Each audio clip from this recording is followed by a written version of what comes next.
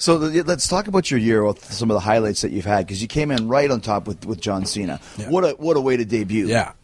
You know? Yeah. There's really, like, working with John was a goal I had set for myself as a future, like, one day I got to get there. And then I came in that way. Yeah, so it was yeah. pretty wild. And it was also really rewarding because my son, this has been well documented, my son's such a big John Cena fan. And I always, he would ask me, when are you going to wrestle John Cena? I'm like, I don't know, maybe one day. And then we got to do it.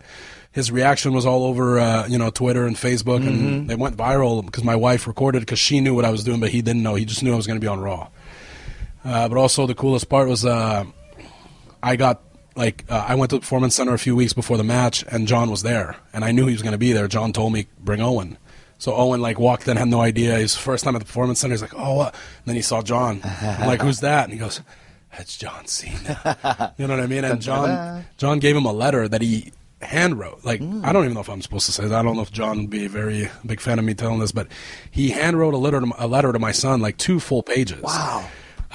Explaining to him, this, because I was telling John once when we were preparing a promo, I was saying, I could, if you want to make it a little personal, I could talk about this one time WWE had a show at the Bell Center, and I took my son, and, I was second row, and everybody there knew that, oh, that's Kevin Steen, he's a professional wrestler, but look at him in the second row at the WWE show with his son, I bet he wishes he was in the ring, but I put that aside because I just wanted my son to be able to shake John Cena's hand.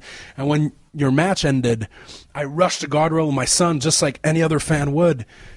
And instead of coming around the ring and shaking hands, you just left. You went straight to the back, and my son was crushed.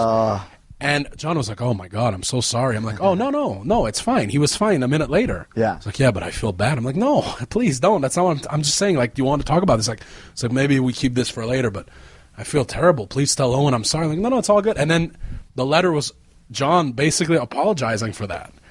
And he was, that's pretty cool. Yeah, it was crazy. But that that honestly, as a father, my crowning moment now is that moment when I got to see my son interact with John for the first time, and just I don't know, just see how happy Owen was. It was it's not even it's John Cena. John Cena's the one who's to thank for that, But I feel like a great dad. You handed him the letter.